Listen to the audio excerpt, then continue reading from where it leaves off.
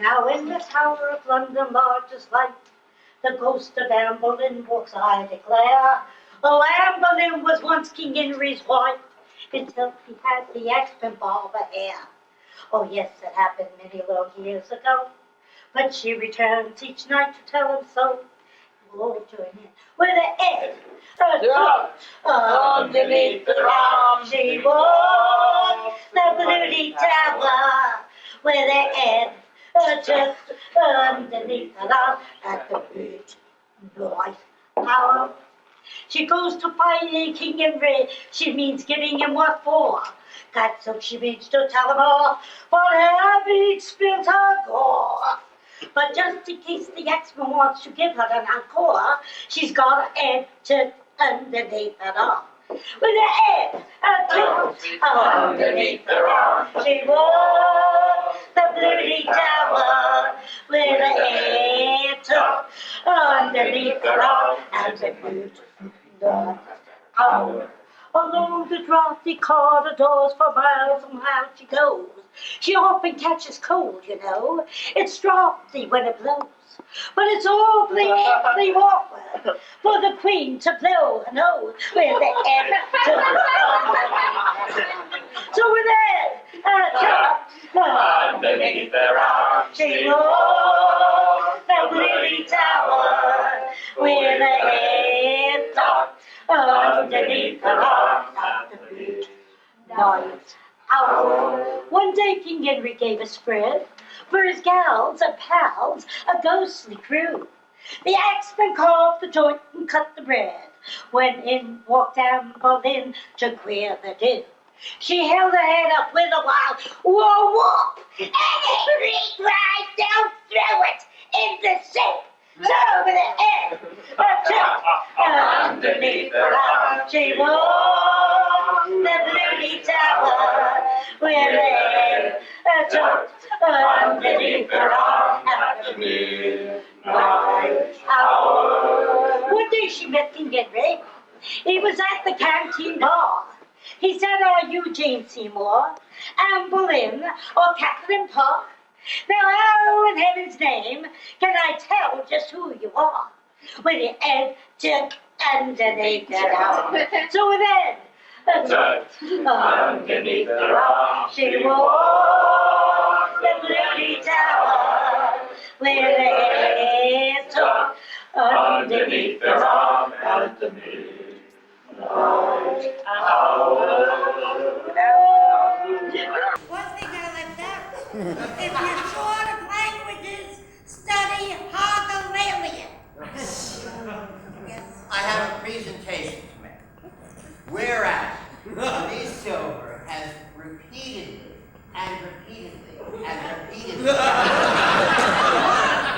distinguished herself in the challenging arena of potpourri performance, delighting countless audiences with her wit, the chutzpah of her total disregard for time limits, her avant-garde perspicacity, her musicality, the meticulous research,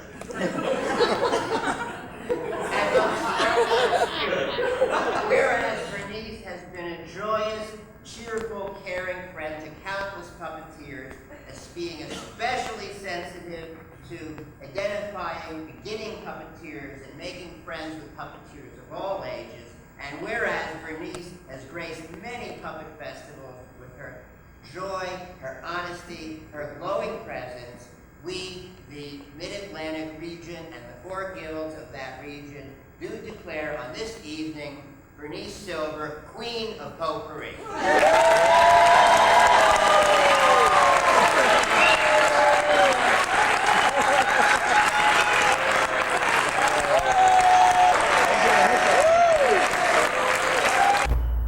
Bernice, when in your life were you first inspired to work in puppetry? Well, I originally was a nursery school teacher, and puppetry wasn't a big thing at that period. However, I did make dolls out of scrap materials, and people liked them so well. And then when I came to New York, I was going to reorient my job to my job potential. And I went down to an orientation, and a young man there became so interested in my dolls that he decided I ought to be a puppeteer. And so he kept on bringing articles to me. And the articles I got that he brought to me was when Frank Paris opened his new studio. What year was that? That was in 1961, I think, about 1961. At that time, the Puppetry Guild was also planning to start. And so I decided to join. However, what interested me is I picked up an article in the Popular Mechanic magazine. It would show Dorothy Rankin working with blacklight material, which later ruined her health, by the way. But she was one of the pioneers in America with blacklight materials. And in puppets or in theater? she did puppetry. And so I sent a letter to the Popular Mechanic to find out who this lady was.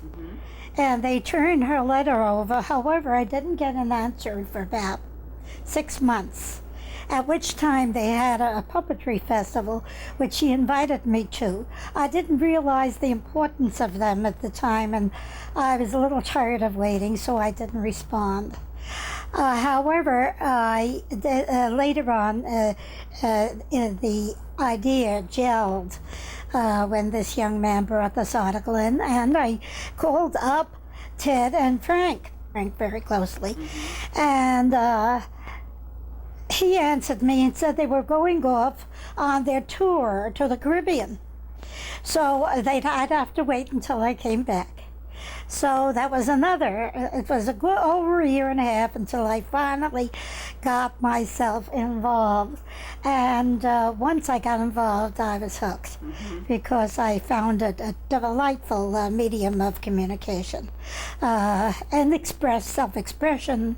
Art-wise, it's so satisfying. And so I felt that it was the thing I really wanted to embrace, one of the things. So I did. I started building up a show, and the first show I got was a show near Coney Island, and he showed me how to make a finger puppet, this young man, but I showed him the things I was making, and he suggested I write a play. It was a recommendation through a friend, and so I did. I went home and I wrote a play, and the play is still good, and I still use it. What play is that? It's Around the World of Jelly Bean, and Jelly Bean is my clown, and he's very charming fellow. He's an inventor clown, but somehow his inventions never turn out right until he finally gets a little help, and he's got a friend, Mr. Pudd'em. Mr. Pudd'em is the fix-it man, and they work very nicely together. And he's got a little baby lion who's his pet, and he's an awful pest, but he's his pet, and he always wants to get into the act.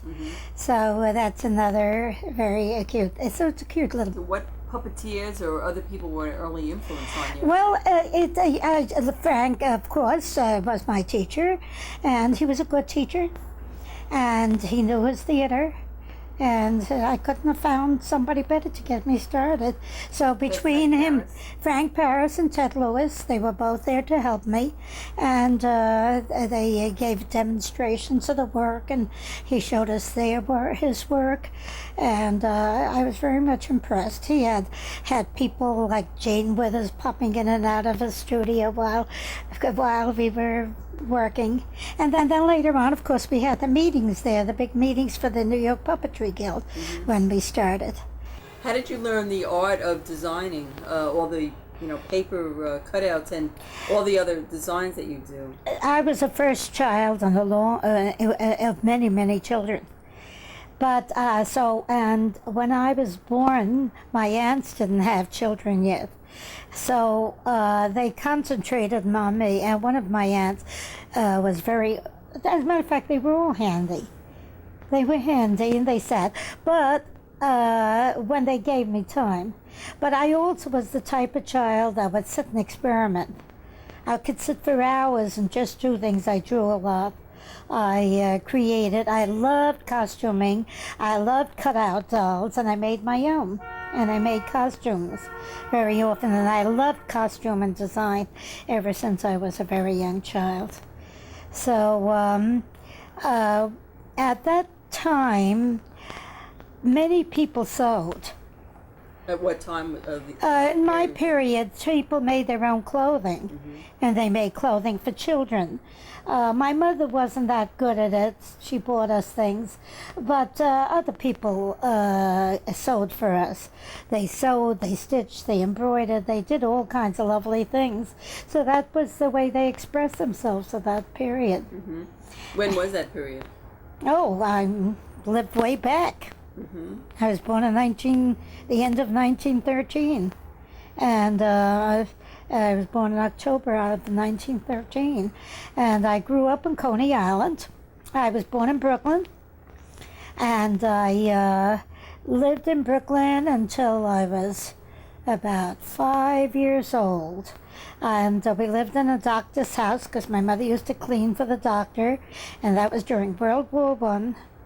At the end of the World War One, and so I loved shells then. I loved sound. I loved song. I was a very responsive child to any of the art forms at a very young age. And when I was then we moved to Coney Island, and we had other experiences there. Experiences with the sea and with the sand, and it was a very nice place for, up to a certain point, it was a nice place for kids, and I started schooling there. But there was for instance, there was a lady in the house, and I remember Helen gave this circle concept, and she was the one that at 5 years of age, she taught me to cut a circle and to make a ballet costume, see? And and that fascinated me. So little things like that. The only disappointment I had was when I was about 6 years old, and I was someone came home with a Christmas Santa Claus whose arm swung, and they didn't want to let me touch it, and they didn't want to let me play with it. He says, when you get to be my age, then you will be also learn. But I never did get to learn it. My teacher never taught it to me. So I had to wait for many years, and then I taught it to other children. The basic puppetry course, was that mostly hand puppets, or what type of... That was the hand puppet. He allowed us to make 2 puppets for each thing. Out of what materials did... What? Out of what materials did you... Oh, well, let's see, did I cast, I think I cast my wooden head, which I still have, which, by the way, I also made my clown there. A jelly bean I made there. And And is that a Mr. cast? Pudd'em I made there, too. And that's where I used them in the show. I already had them ready, yeah. And Mr. Pudd'em is a wooden head, and I've made a couple of wooden heads, but I decided later on that I haven't got a strong wrist, and so I have not made any more wooden ones. I find the wood becomes a little heavy when you work it throughout the whole play. That's why I finally have evolved a new method of carrying my show. I make it out of construction paper, or slightly heavier, so as it doesn't hold up, which Frank said was a no-no with Frank. He believed in making a puppet that lasts forever, and he taught us to make a puppet that lasts forever with an undergarment, an undersleeve, and he was quite fussy about the way he taught us. And and his puppets have lasted through the years. I guess mine won't. But people have the idea that because I have to use I use like maybe 20, 25 characters sometimes in a 5-minute show or 10-minute show, and and I use it mostly for illustrative purposes. I do try to incorporate the quality of movement within the drawing process, or the swinging eye, or a moving nose, or something that wiggles, so that it has a feeling of movement. I also get the arms to move up and down through just contrived means. How do you come up with the concept for your potpourri skits? And when did Well, it I'm start? interested in the foibles of the human race and the human condition. Now, this is a potential child bride. She is being ardently pursued by several ardent swains. Do note that she is sounding like a supersonic demented Morse code with screams intermittently, just for the hell of it.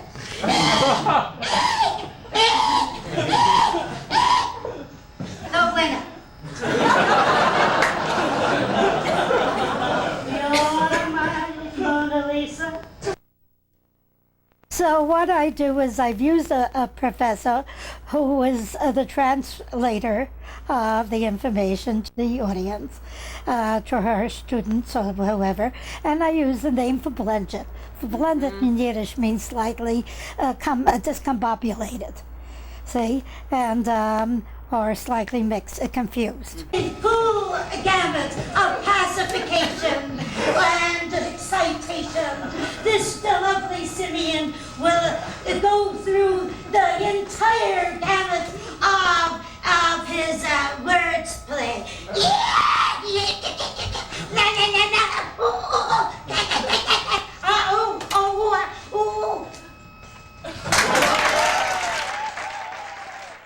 I had seen at one of the festivals you do something on the foot. Now, how did that come about? And I did a foot happening, and the foot happening, strangely enough, I did it for 2 groups of senior citizens, and they loved it. I was amazed that they would catch on to it, but because they've got all these foot problems and they're so conscious of their feet, it really caught on and hit home, and so that was another. so you had thing. done that before? No, you did I potpourri? do. The thing is this, I'm interested in the human body, so I've done one on the brain.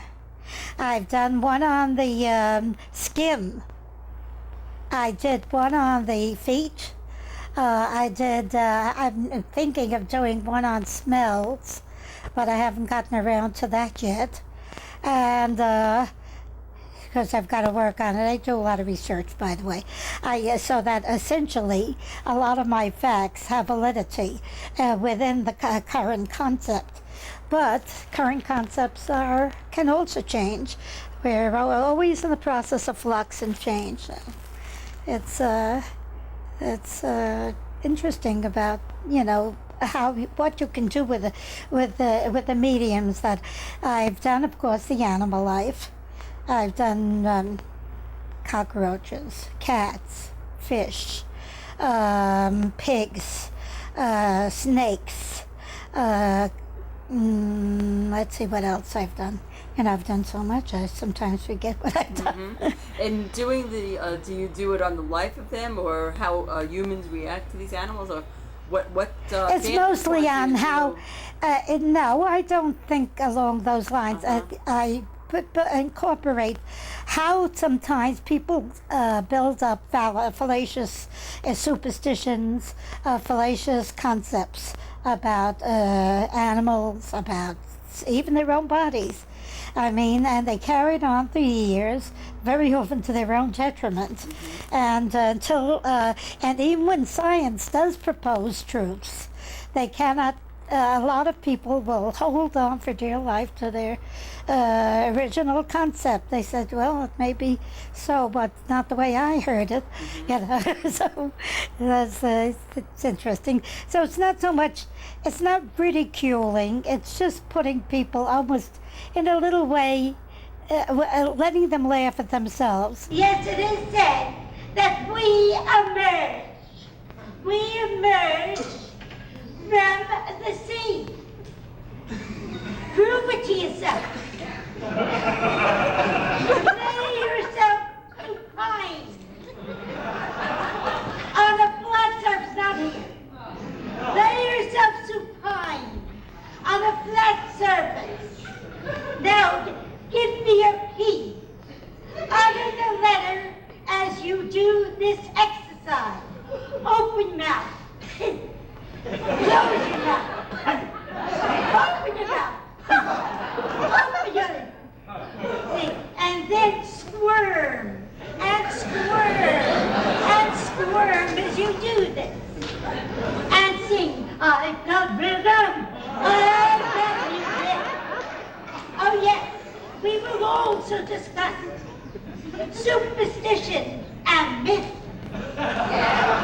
Oh, sweet victory of life at last I found. And to put our myth where our mouth is, we will start with the mermaid. She is often a sweet, innocent princess who has lost her way. And by listening to the sweet blandishments and persuasions of some young fishermen and other such nonsense. However, her irate father will soon send an attractive messenger to bring that mermaid back to her senses so that she can produce some of her own kind, and that's that. and then the Lorelei, the sirens who caught men in their song and turned them to stone. If you had listened to some of those sounds those sirens emitted, you would turn to stone too. No. Wait.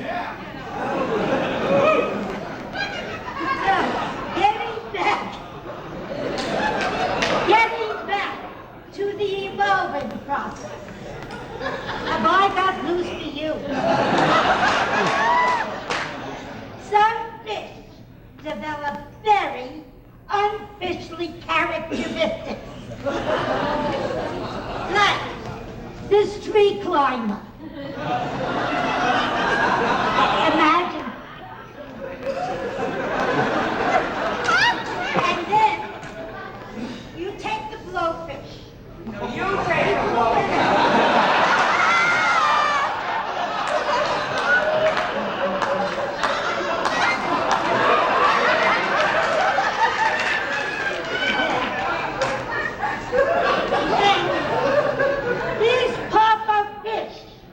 Was either so arrogant or so disgusted, he just blew himself up.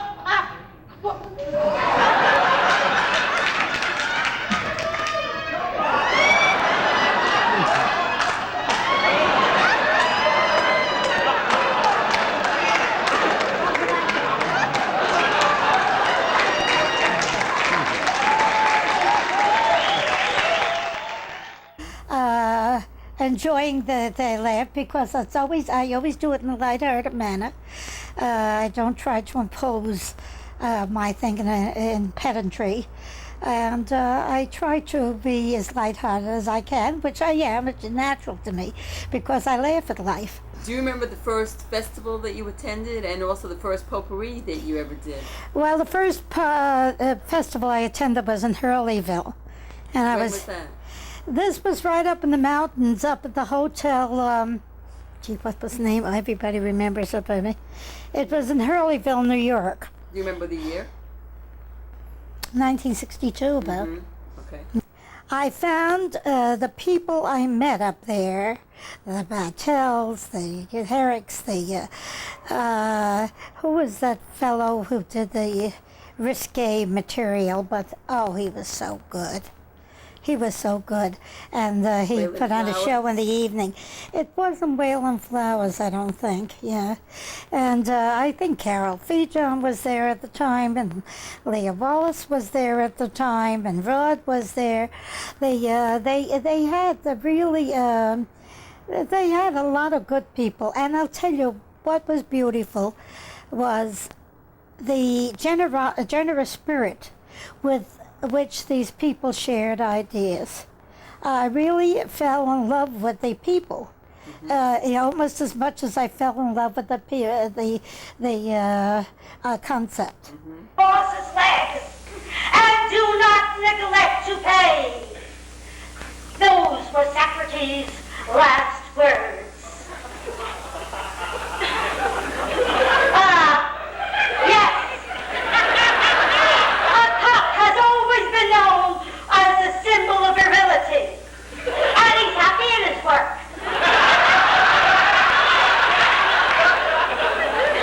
The chicken apothecary or drugstore, as Pliny was heard to say, although there is, on the other hand, there is nothing better for dysentery than chickens. Oh no, and I will go further. Music, their influence on music, such as I love my rooster loves me, and the horse, she's swinging it now, just like she used to. Just let the rooster get to a young, she's swinging it now, just like she used to. Just let the rooster get to a young, however. So have you been attending festivals ever since? Ever since, I think I've missed maybe just a couple. I can't stand heat. Now, I went down to the Georgia one, and I love the people, and I love the thing. Couldn't take the heat. As a matter of fact, they invited me down there to perform, and they told me I could come in the spring when it's lots nicer. But unfortunately, the heat does bother me a good deal. Do you remember when you did your first potpourri at a festival? Yeah. And how was it received? Well, what happened is I did this. I belonged to folk music groups, and at this folk music group, we met Calvin Domov. Calvin Domov belonged to a cat society, and he asked me, he says they were having a party, would I do something on cats?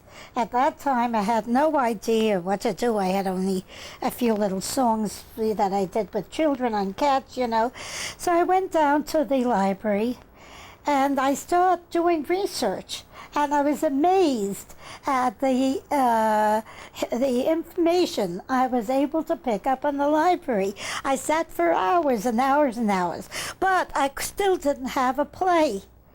So the day before I had to do it, I had a piece of brown fur and a pair of green earrings, and I made a cat out of that, and I made just flats. I made stick puppets, cat stick puppets, which I still have a couple of them left over, and I still use them for the children with the with different things, and so I made I made cats, and I made several, and I worked all night practically until I got that show ready, and this was at the Olivia's Atelier.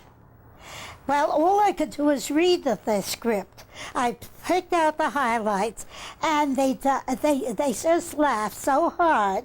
It was so comical that I said, "This is what I have to bring up to the festival." So the festival that year was in Ontario, at the University of Waterloo. And they were going to have a big turnout there, and it was a beautiful auditorium that we all performed in. We had all our stages set out, and the person before me had a puppet she was sort of jiggling up and down for interminably. Anyway, there were some good shows and good performers there, but this happened. Well, when I got on with my cat happening, I got a standing ovation.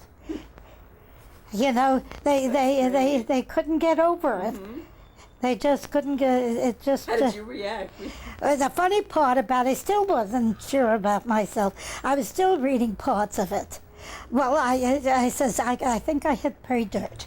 I'm going to work on different concepts of that sort, because once I started going to the library and saw that the library had so much information, it just with my peculiar turn of mind, how I can twist things around to reason with my own, to pick up my own concepts about how people react to things.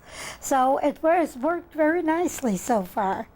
I've been very pleased. With the response. Average. And should you be more concerned with your pet camel? One who is thoughtful and considerate. And should you prefer to have a pet as a rhinoceros? He is kind. He is good. And he is very generous to his friends.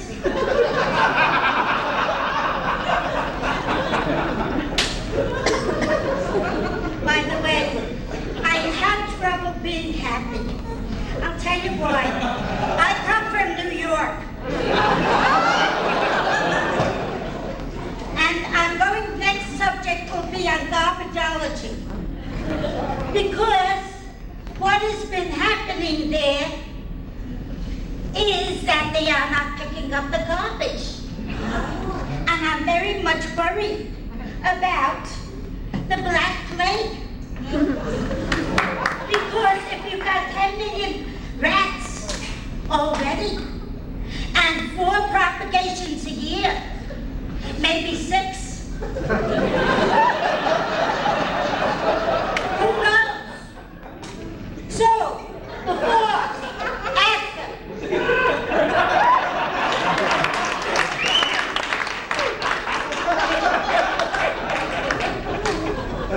Now let me get to another theme.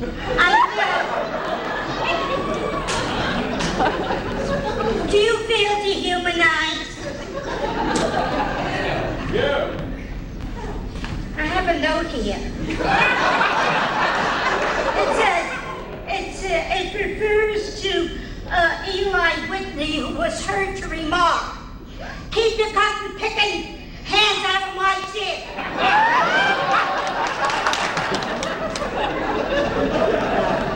So, let me see amongst all these what is most relevant, because I couldn't possibly go through it all. You know. So anyhow, this is what I'm going to suggest to you. One should tune into oneself. And this is Dr. Tomato speaking. He says reverberates, something like a kazoo. Or this kazoo. It said, music, bring yourself into greater harmony. A healing, find yourself. For you too can be an extension of nature's natural phenomena mania. And never mind your neighbors. Your husband and wife can't stand it, and when somebody says to you, "Let's make music," you'll recognize the source of that famous phrase. See? Now,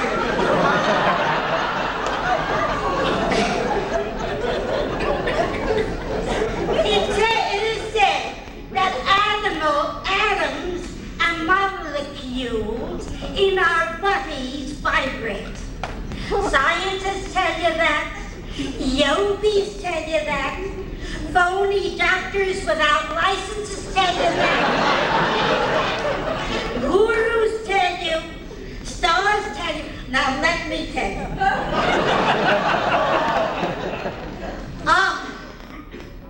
The ultimate note.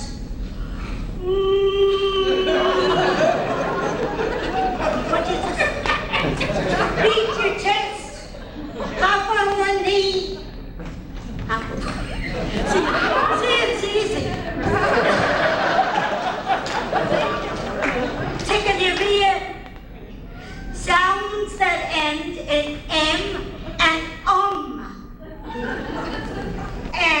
And let me see what it says down here. Oh, it is said, oh, let's see, it's on the next page, I think. I lost the page. What can I say? Oh, okay. And as the ancient said it, the ancient Vedus, the ancient Vedus, the ancient Hindu, the Japanese Jadapis, the Hawaiian Kois, the birds do it. Let me tell you, the bees do it. And let me tell you, there are others that do it.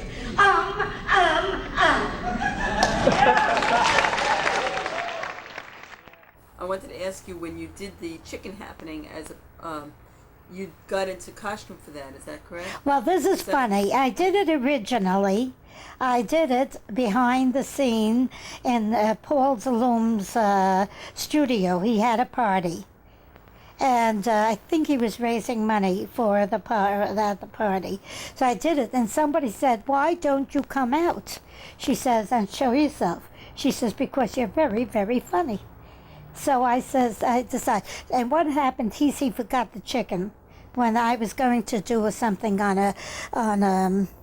with a bear chicken, you know, the defeathered chicken. Mm-hmm. And I was going to do something on that, and so he forgot the chicken, but it seemed as if it was all right because I had enough other gimmicks. Whatever it was, they enjoyed it. Mm-hmm. So I decided to do the chicken happening and make a costume for it. I was going to say, how did you decide whether to do make either a costume for one of your happenings or to make, like you said, use of paper cutouts with, puppets that way? Well, I'll tell you, because I have to carry 20 characters. Because it's becoming a burden to carry heavy things. I cannot carry heavy shells. So what I do is I try to keep it as light as possible. And the paper is light. And then that way, not only is the paper light, I can use so many characters that way. But when did you make the determination to get into costume for the cat and the chicken as opposed to? Well, I didn't use a cat. I don't use a cat costume. Mm-hmm. Actually, I don't use a costume for everything. Mm-hmm. I just use it for some of the things, because since I'm going to present myself, I don't like bare things. I think if you're on stage, you should be showy. Mm-hmm. Have you had the opportunity to work with other puppet companies, or did you? Well, I worked with Liam. I worked with Leah for a couple of years. Yes, I was assisted her, and we worked on TV shows that I participated in. Do you remember what years you worked with Leah Wallace on TV? Let's see. We worked on I also was at the World's Fair. We worked on. What year was that? Let's see, what year was that? I have some of the information there. Mm-hmm. Yeah. In 1964. World's Fair. Yeah. Mm-hmm. Yeah, I worked down there. I brought a lot of my puppets down, and I put on shows on a couple of occasions. And I was interviewed with this woman on TV at the World's Fair. And I've been on stage a couple of times, like even with folk music. I was on WRVR at a festival. I have some of the information here on that. And they interviewed me, especially because, of course, I wrote a song that they wanted to know how I approach writing a song. So approach it like you write a play or anything else. Within my shows, I write songs too. If you'll notice that I sing a couple of things, those are all my songs. Mm-hmm. That you've written. We're going to start this evening with the Queen of Potpourri, Bernice Silver.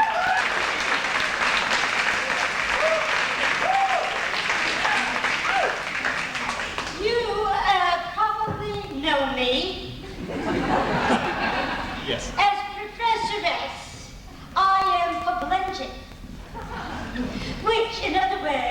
means matter, idiosyncrasy. Now, as you know from my previous lectures,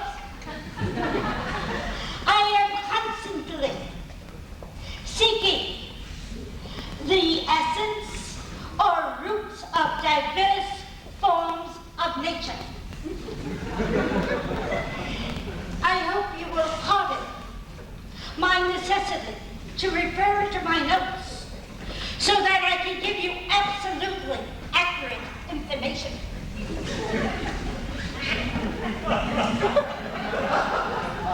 Today we will discuss the pig.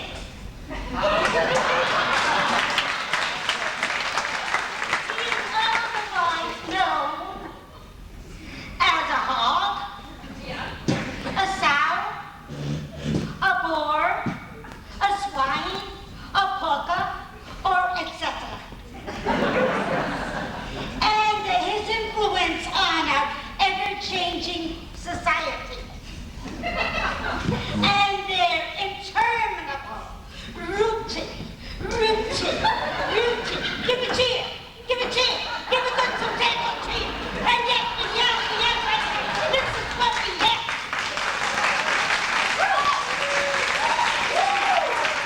And as the French would say, because they use this form for just seeking out a delicacy. And if the French farmer would say to this pig, "Comment allez-vous?" which means, "Where are you going?" He says, "Je cherche la truffle," or "I am rooting for truffles." Oh, nobody knows the truffles I've seen.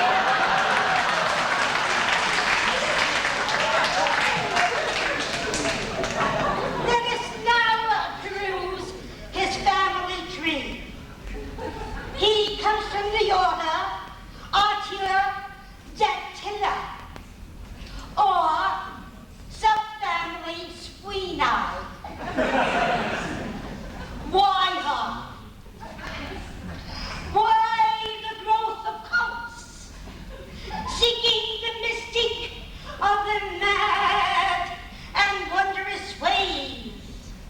Why the necessity of uprooting of suppressed information? As Ovid was heard to remark in old Pig Latin, "Sus paces in mundum solvita ut ora opera." Or in other words, let us travel down the throat of time.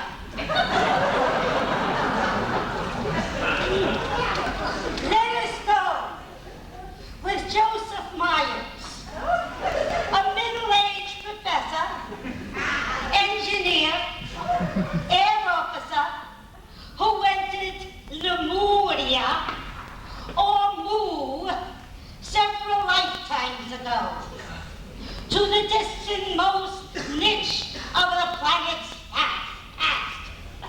How, you ask? He unearthed this psychic, historical phenomenon by sitting in. Okay? Sitting in full lotus position. He sometimes needs a little help.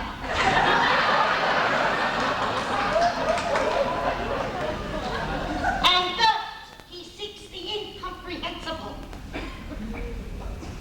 He is now in that state. He is finally reaching Lemuria. And in Lemuria, we have spectral figures.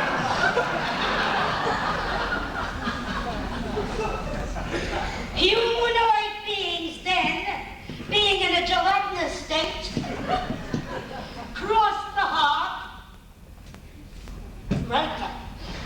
cross the heart with a human embryo. It was a time It was a time when animal and human bodies could intermingle. The pig being dominant retained humanoid features. So in the halls of science,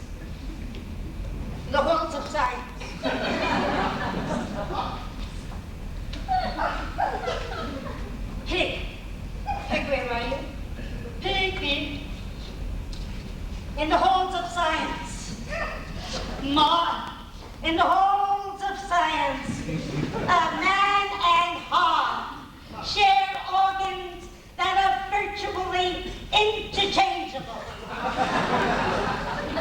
My heart beats for you, beats for you, beats for you. Next part. By the way, have you read that famous periodical? That Hog Almanac? Whose byword is, I order the pig's mouth into your ears. Now, in China, 5,000 years ago, the Emperor Fu He said we need some new foods. And he said, let there be pigs. And there were pigs. There were many pigs. There were big pigs, small pigs, black pigs, all kinds of pigs. And this phenomena grew. And they were, and he said, of course the rich had a show. The rich people are always showing off. They have to go anybody one better. They were buried. They were buried with an entire cortege of pigs to give them the rites of passage into the next world. The artist had a heyday. Pigs in amber, pigs in jade. And if you weren't so rich, you gotta send off for the clay pig. The Egyptians, always seeking new gods, made a god of him. They appointed him overseer of the swine.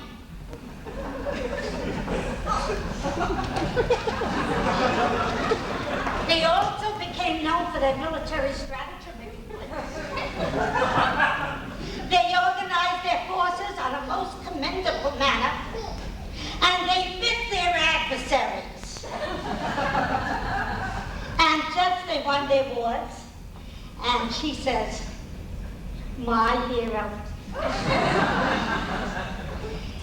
This was copied by the Romans. Aeneas. Now, where were you, Aeneas? Aeneas, I have to give this talk.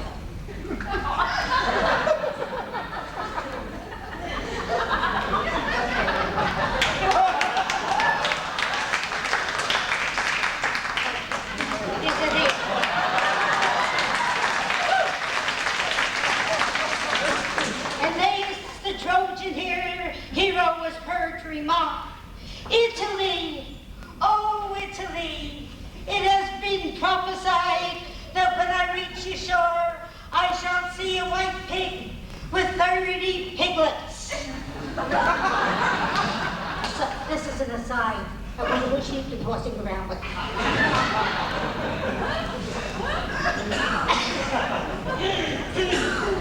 And let me see the next part. Oh, and this was heard by the river Tiber. There he said, I will build my city. And he built a city. And there were pigs to the right of him, and pigs to the left of him. And he also said, so I have been advised by my favorite deity, Virgil, in the book of Aeneid, book 8. Have any of you read book 8? get your education to that degree. Yes. And what about the contribution? What about that contribution to literature?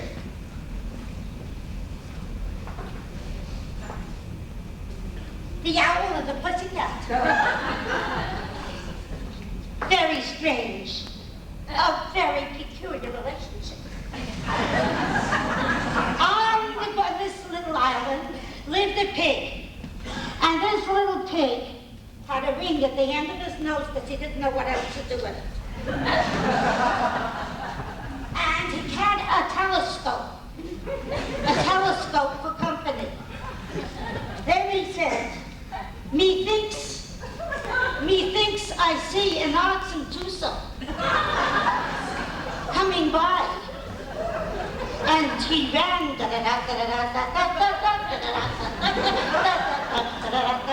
down to the shore to greet them. And he said, ahoy there! And they said, we have come to be married. And he said, but what shall we do for a ring? He said, take mine. And he put it on her paw, which fitted more like a locket. Okay. And so they were married. And they danced by the light of the moon. And they really enjoyed the sunshine in happy hedonism.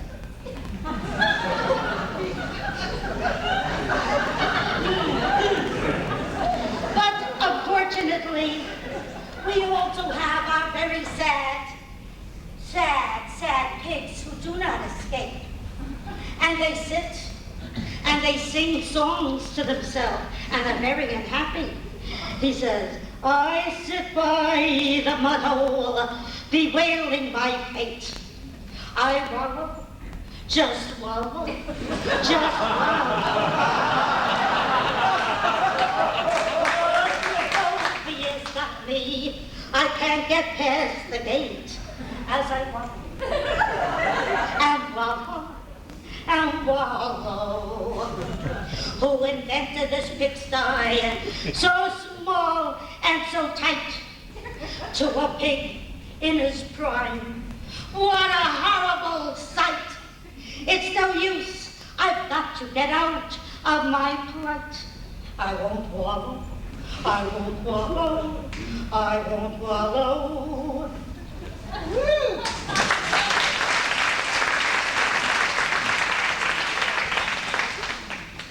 And further, their influence on games. Have you ever seen a pig chase? How would you like to be slopped over with grease? And yes, they are really developing a marvelous sense of stardom. They have a marvelous sense of timing. Very convivial. Here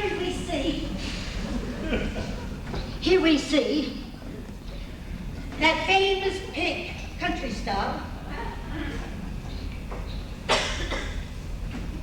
Pelvis Piglet.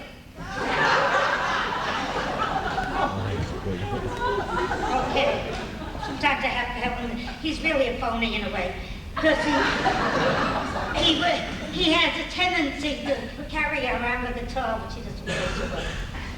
However, he does have other things in his favor.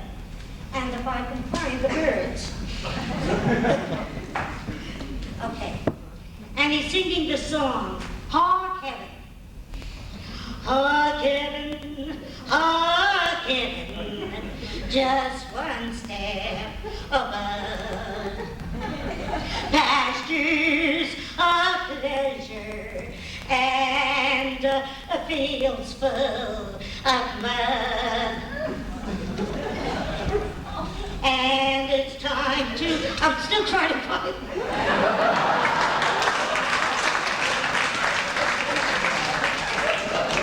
fields full of mud. From the lowland of Georgia to the high sea coast shore, we pigs have been troubled for centuries or more. And it's time to be changing and settling that score. I don't want my place on that food chain no more. No more. Don't want my place on that food chain no more. So sing with me. Don't want my place on that food chain no more.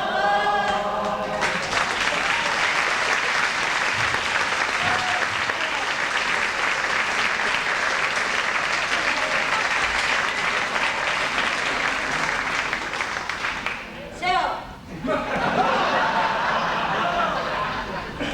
if you should be singing a new language to study, or if you should be singing a new pet to embrace, do remember that the pig tends to snore and dribble. And however, he has a very, very active language. And he tends to speak in a low register.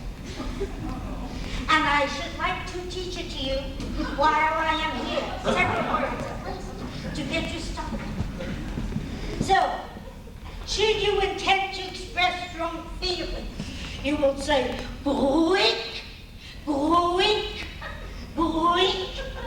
Or if you should say, hello, what's happening? You would say, boink, boink, boink. But should you be surprised, you will say and have an abrupt exclamation, and you will say,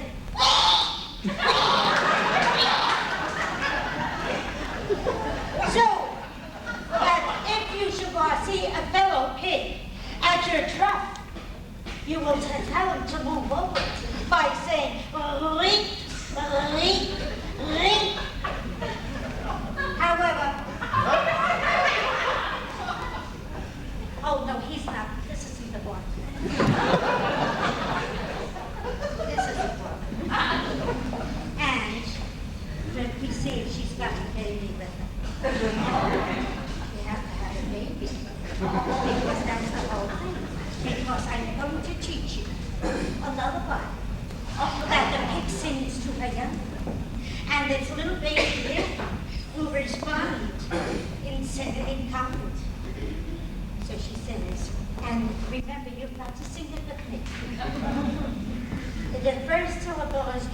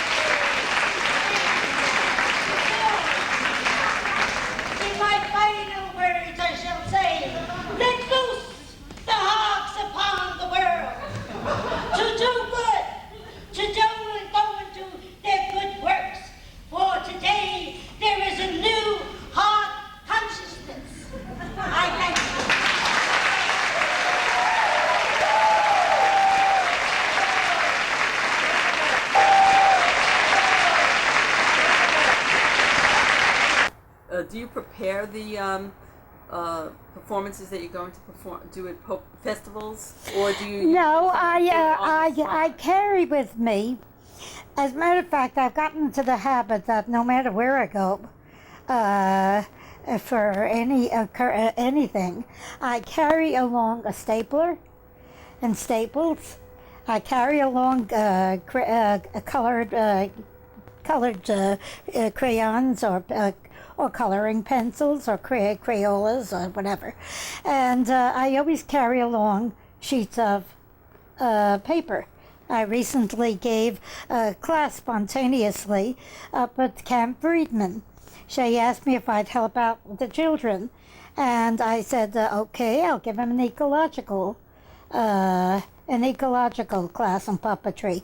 So I went out and I selected pine cones and branches and leaves, and I gave the children a class in ecological puppetry, and it was very, very satisfying to show what they could do. And it's amazing, they just fell into it. They're still talking about it because they feel that it was a very, it's such a nice way of recycling. Do you have a preference? Do you enjoy performing for children or adults more, or do you get satisfaction from? Well, I love children. As well? I love children, but I just enjoy performing, frankly. I love to enjoy it. Can you tell us about the monkey happening you've done?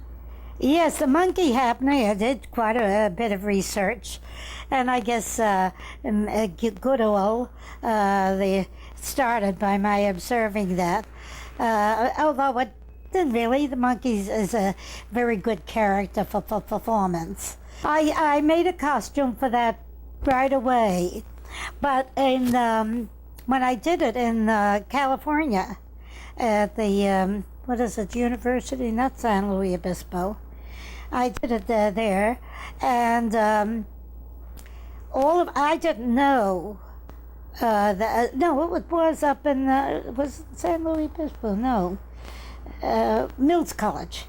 I didn't know that,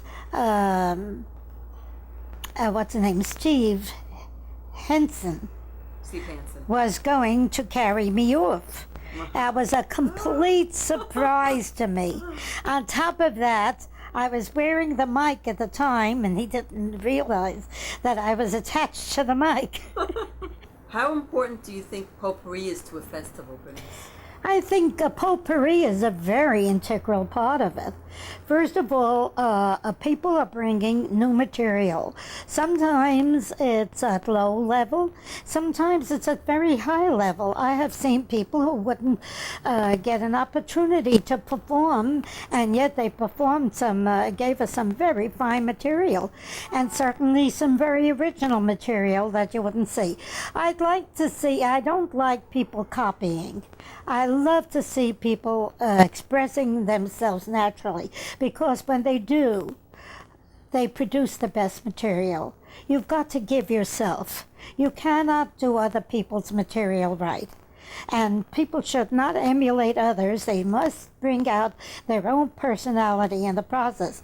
The only thing I would appreciate, I believe every person should study addiction. Theater people all theater people do not articulate well. I happen to have a hearing condition, and and although it's corrected, it still is limited, because it's limited to the way the sound is received by me. So I have to qualify it. Now, other people go who have similar conditions or similar problems. It may not be on the same level or a different type of problem. However, a theater person must remember this person is going out first for entertainment.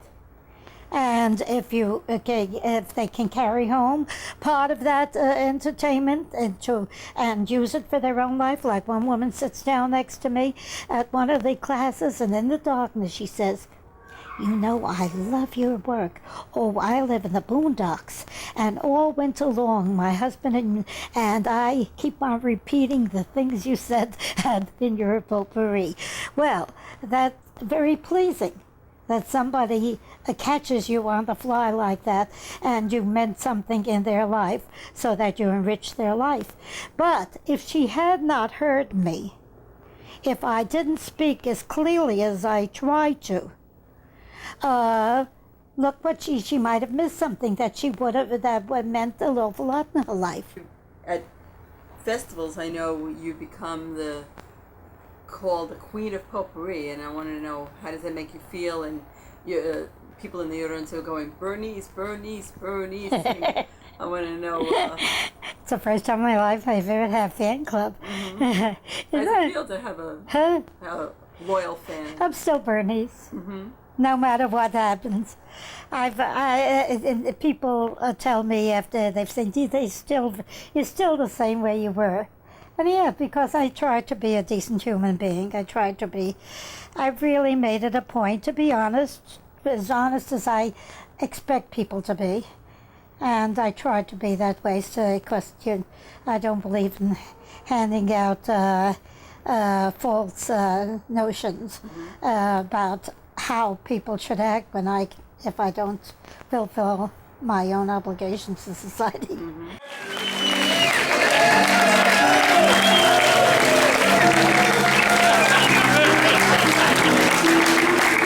She's going to sing us a couple of songs. You mean he's so pretty? I didn't realize. Hey, what's me? The Daily Gabber. Buy a Daily Gabber for the jibber jabber. Okay, so, because I have seen some history and I read between the lines. Some people think that what they see is the way for things to be, but that is not the way for me, for I read between the lines. Oh yes, we've had some presidents. They left us a lot. They like to tell us what we have, that we know we haven't got. And when they speak to the public, they think that they're the whiz. But what they tell the public is it always is. Oh, I have seen some history, and I read between the lines. You can sing that with me, by the way. Oh, I have seen some history, and I read between the lines. Some people think that what they see is the way for things to be, but that is not the way for me, for I read between the lines. And, by the way, are you people into ecology? Yes. Oh, great. Well, I wrote a little song for you. Okay. It's called Way Down Yonder. Way down yonder where the waters flow. They lived a seahorse who played banjo because that's the thing he knew how best to do. He sang of rivers, he sang of streams, and all the strange things in his dreams, and the peculiar happenings in his glimmering sea. He sang of octopi that cry because their tentacles will multiply. One grows short, the other one grows long. He sang of crabs that are growing shabbier and the fish that are growing shabbier. And that's the very reason for the song. So, dear friends, take my advice and do think once, do think twice before you throw that plastic in the sea. It won't hurt you, it won't hurt me, but sure will cause some misery to brother dolphin in his glimmering sea. Everybody sing, oh, way down yonder where the waters flow, there lives the seahorse who played banjo, because that's the thing he knew how best to do. He sang of rivers, he sang of streams, and all the strange things in his dreams, and the peculiar happenings in his glimmering sea.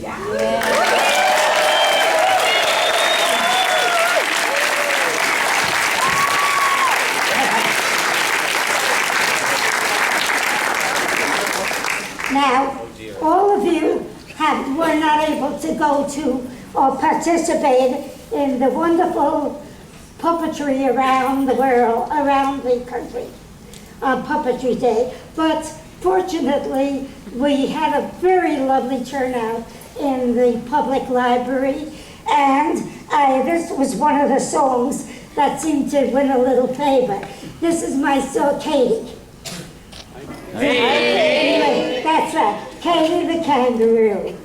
Katie, and oh, by the way, you're going to sing part of it. Okay. So remember the words as I'm singing it, because I'm trying to articulate very well. Katie, Katie, Katie the kangaroo. She wanted to live in a private house and ran away from the zoo. She looked for a job in the neighborhood. Her mother said, what can you do? I'll take care of your baby when you go away. I'll take good care of him too. Well, a sitter is just what I'm looking for. But tell me, who are you? Oh, that's your guy. I'm Katie, and then I'm a lady.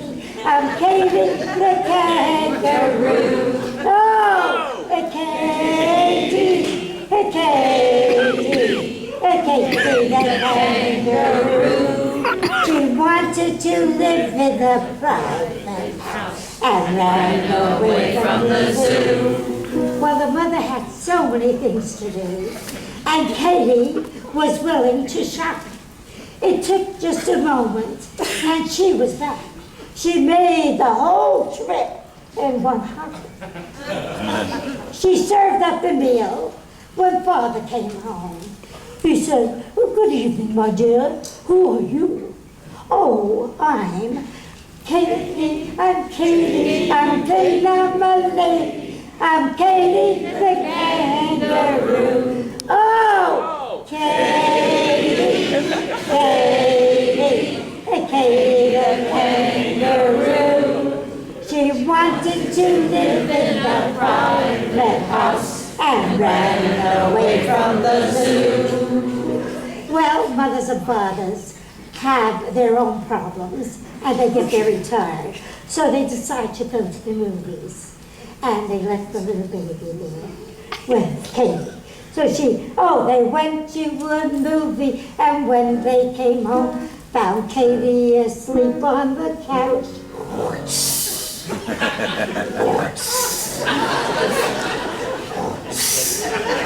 Their dear little baby was not in this film. But I think I lost the baby.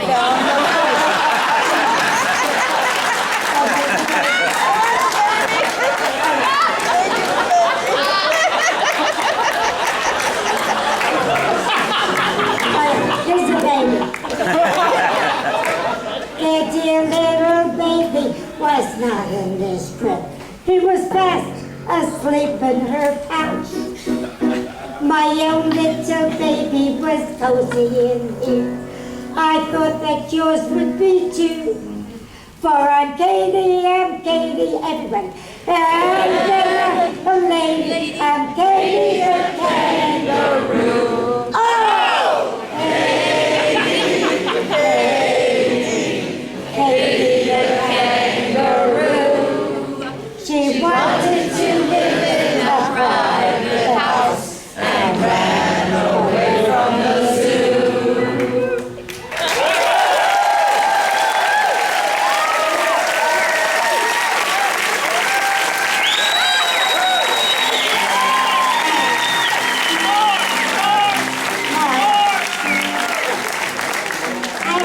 Just one more song. So, let me see if I have the right papers. Okay, so just direct your feet into the sunny side of the street. There may be thorns in your path, but you wear a smile. Okay, smile, turn up. That you'll wear a smile. 'Cause in a little while, your path will be roses. Oh, I didn't bring my kazoo.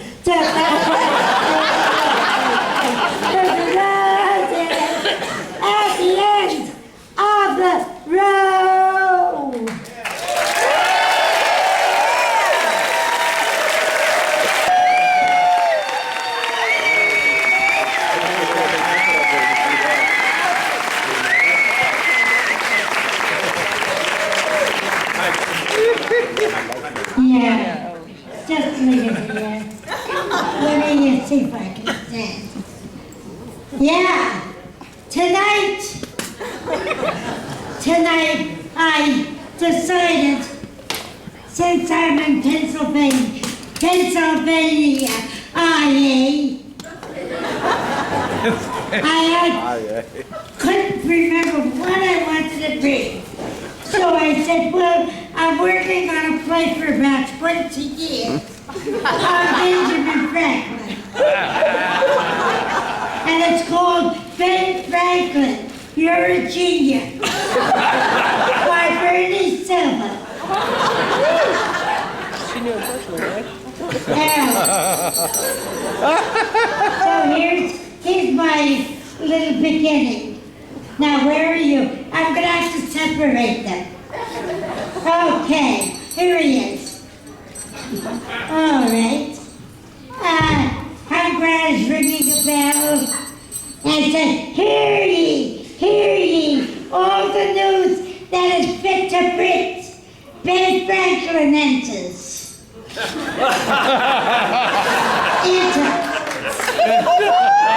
Hello, Mr. Town Crank.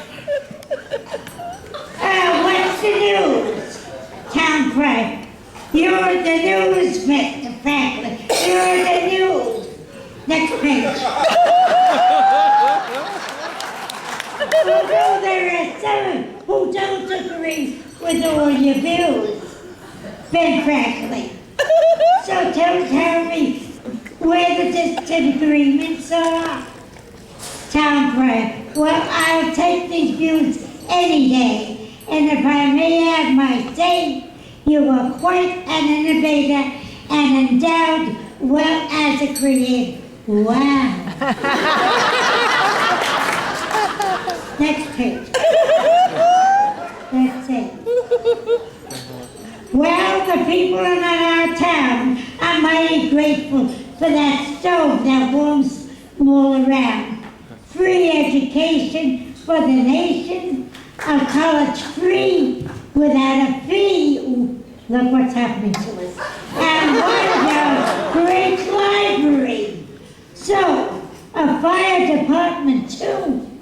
And if I have my say and way, I'll take those views any day. Now tell me, Mr. Franklin, does it make sense to have free hospitalization? Third page. At government expense, textbooks for every child, it will drive taxpayers wild. And they tell me, Mr. Franklin, that you profit not from your inventions. Now, doesn't that defy all conventions? Well, Ben Franklin, whoa, one question at a time. And that view, is he losing his hat? And then, one question at a time, Town Crank. And that view of free education, he doesn't need the bell.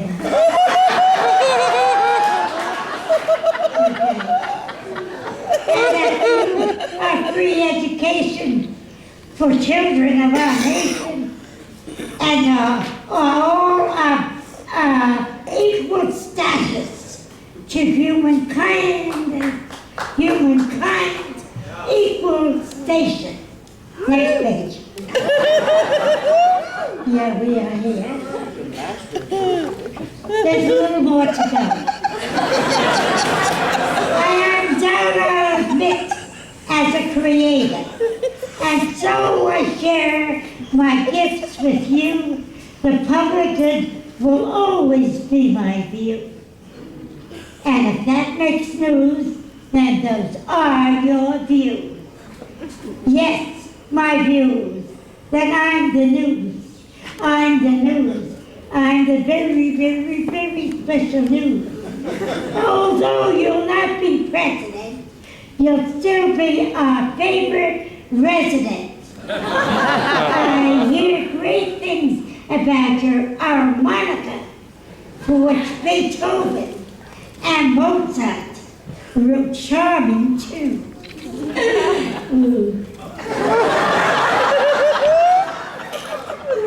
Last page. So, I would hear that lovely music, if I may. I would hear that lovely music, if I may. Then I must arrange a concert for you another day. Thank you, Mr. Franklin. I can no longer say I must be on my way. And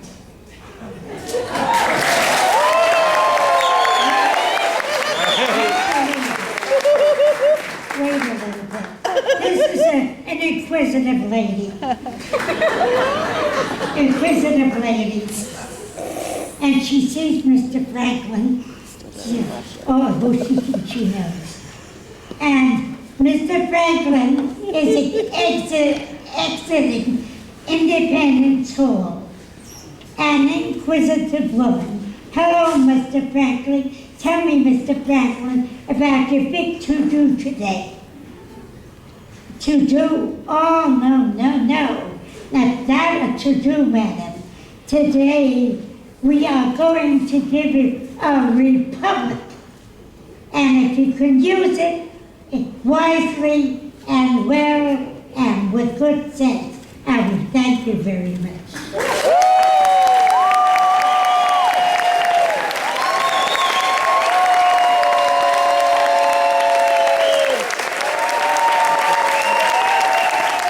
Speaking about hot.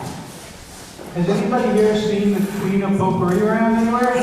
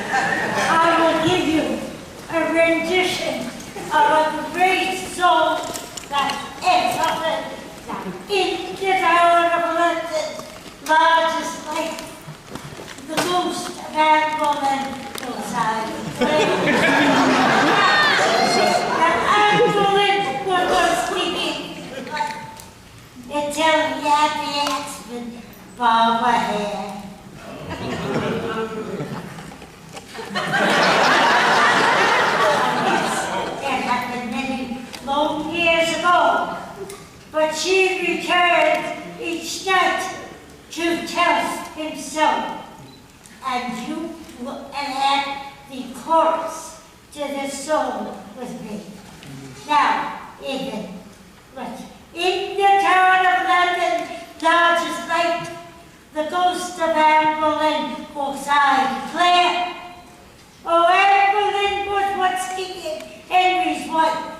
They told me had been asking Barbara here. Oh yes, that happened many long years ago. But she returned, she said, to tell him so. With a head tucked underneath her arm, she walks. This is your part. Tucked underneath her arm, she walks the Potpourri tower. With a head tucked underneath her arm at the midnight hour. She goes to buy the she meets giving him a call. That's it, she meets a Delavar for having spilled her gore. But just in case the accident wants to give it an encore, she's got it tucked underneath her arm. So it ends. Tucked underneath her arm, she walks the Potpourri tower with it head tucked underneath her arm at the midnight hour. He goes to find Potpourri. She meets giving him one for. That's it, she meets a terrible for having spilled her gore.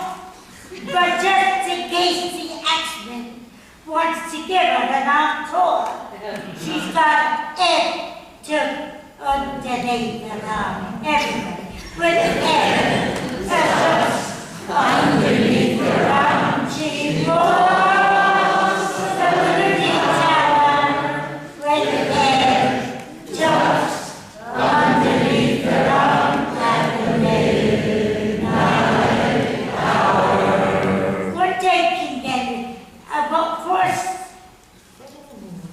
Did I forget a word? No, Thank you, Bernice. A person. Oh, there it is. Oh. She goes to buy dignity. Did I say that? Hello, the bloody corridor. For miles and miles she goes. She often catches cold. It's drafty when the blows, but it's awfully awkward for the Queen to blow a nose.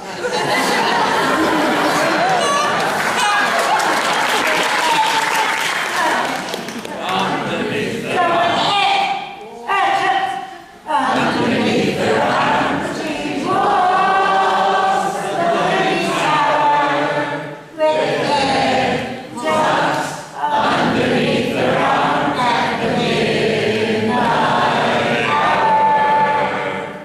Now, one night, King Henry gave a Jew for his gals and pals a ghostly crew.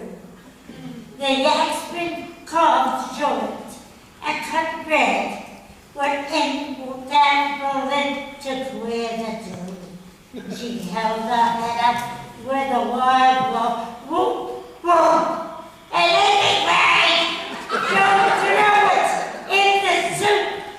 So an egg, took underneath her arm, she walked the Potpourri tower with a head tucked underneath her arm at the midnight hour. Now, let me see what is the next one.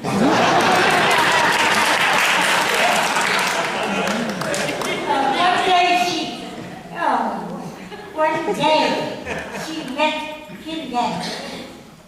Oh no, that's not the part. Where she met him is at the empty bar.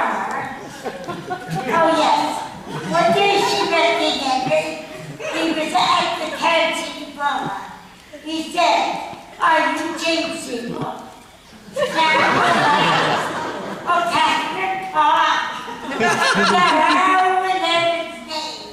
Can I tell just who you are. With the end, just underneath your arms. And just underneath your arms. She walks the dirty tower. With the end, just underneath your arms at the midnight hour.